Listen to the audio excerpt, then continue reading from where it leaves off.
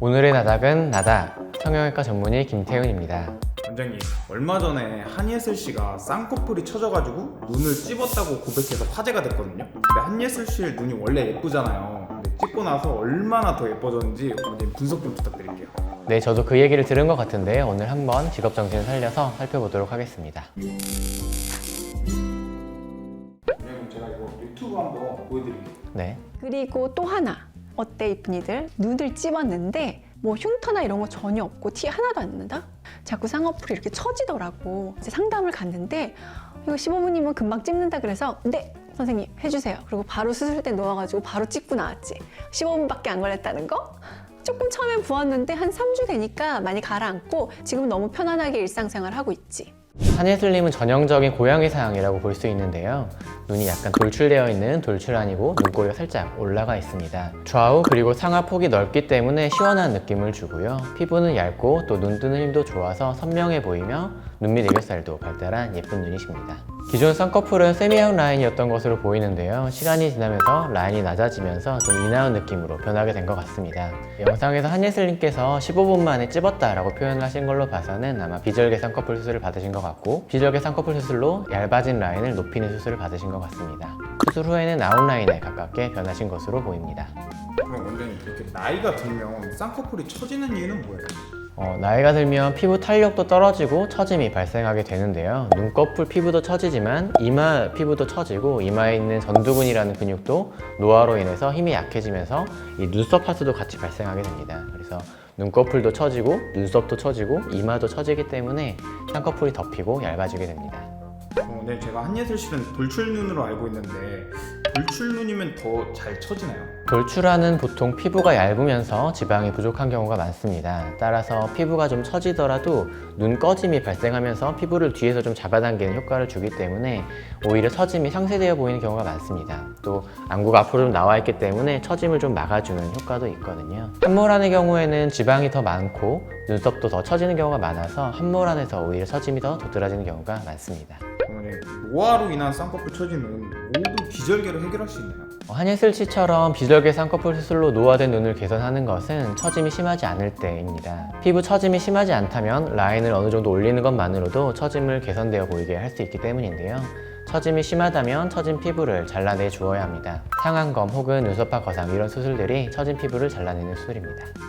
근데 이 영상 보시고 네. 한혜수 씨처럼 네. 비절개를 충분히 처리는 교정된다는데 아. 왜 나는 안 돼요? 약간 이런 환자분들 많이 오시지 않을까요? 물론 그러실 수도 있는데 그러면 이제 피부 상태라던가 피부 처짐의 정도를 직접 측정해서 알려드리면서 절개 혹은 피부 절제가 필요한 이유들을 충분히 설명드리고 있고요. 남이 했다고 해서 또 내가 다 할 수 있는 건 아니기 때문에 본인의 상태, 눈 상태에 맞는 수술 방법을 선택하시는 것이 좋은 결과를 얻는 지름길일 것 같습니다. 어머님, 또 처짐을 개선하는 수술 중에 상안검이 있잖아요. 이 상안검이랑 절개 쌍수는 뭐가 다른 거예요? 사실 절개 방식으로 그러니까 쌍꺼풀 앞에서부터 뒤쪽까지 전부 다 열고 들어가서 쌍꺼풀을 만든다는 점에서는 일부 유사한 점이 많습니다. 다만 상안검은 고려해야 할 사항이 더 많은데요. 가장 큰 차이는 처짐도 같이 개선을 해야 하기 때문에 피부 제거가 추가적으로 더 많이 들어가게 된다는 점입니다. 피부 제거 양에 따라서 쌍꺼풀 디자인도 달라지게 되고 눈썹 하수나 지방의 양 이런 것들을 추가적으로 더 고려해야 할 점들이 많습니다. 쌍꺼풀은 안 건드리고 처진 눈을 해결하는 방법이 없을까요? 기존의 쌍꺼풀이 마음에 들거나 아니면 쌍꺼풀 수술을 하고 싶지 않은 경우 있을 수 있습니다. 또 간혹 상안검 수술 후에 인상이 강해질까봐 걱정하는 분들도 쌍꺼풀 수술을 꺼려 하시는 경우가 종종 있습니다. 특히 눈과 눈썹 사이가 가까운 경우에 쌍꺼풀을 새로 만들거나 처진 피부를 일부 절제해버리면 인상이 진해지거나 강해졌다고 느끼는 경우가 있기 때문인데요. 이럴 때는 눈썹을 올려주는 이마거상술을 고려해 볼 수 있습니다. 이마거상술은 피부 제거는 없이 눈썹과 이마를 위로 당겨서 처짐을 개선하는 방법인데요.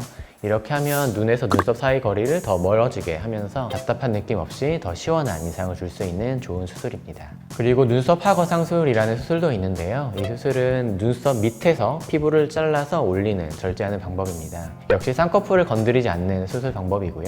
눈과 눈썹 사이 거리가 충분하시면서 절개 쌍꺼풀 수술, 상안검 수술을 꺼리시는 분들은 눈썹 하거상술 단독으로 시행하거나 아니면 비절개 쌍꺼풀 수술을 병행하여서 진행할 경우에 역시 좋은 결과를 얻으실 수 있습니다. 원장님, 무쌍보다 쌍꺼풀이 있는 눈이 더 늦게 처지나요? 사실 피부 처짐의 속도가 차이가 나지는 않겠지만 쌍꺼풀 라인이 있으면 어느 정도 처짐을 상쇄해주는 효과가 있기 때문에 똑같은 속도로 노화가 일어난다고 해도 쌍꺼풀 있는 눈이 좀 더 덜 처져 보일 수 있습니다. 네, 상안검 할 때 눈매 교정은 필수일까요? 모든 성형 수술에서 필수인 건 사실 없고요. 절개 쌍꺼풀 수술이나 비절개 쌍꺼풀 수술, 상안검 수술 모두 마찬가지인데 눈매 교정은 필요할 때만 진행하면 되는 수술입니다. 눈매 교정을 하는 이유는 눈 뜨는 힘이 좀 부족할 때 조금 더 선명하고 또렷한 눈을 주기 위해서 하는 거기 때문에 상안검 수술이 필요하신 분께서 눈 뜨는 힘이 좀 약하시다면 당연히 같이 하면 좋은 수술이고, 피부는 처졌지만 눈 뜨는 힘이 좋다면 눈매 교정은 꼭 하지 않으셔도 괜찮습니다. 오늘은 쌍수를 고백한 한예슬 씨를 시작으로 나이 들수록 처지는 쌍꺼풀 해결법에 대해 알아보았습니다. 더 궁금하신 점은 언제든 댓글 달아주시면 감사하겠습니다.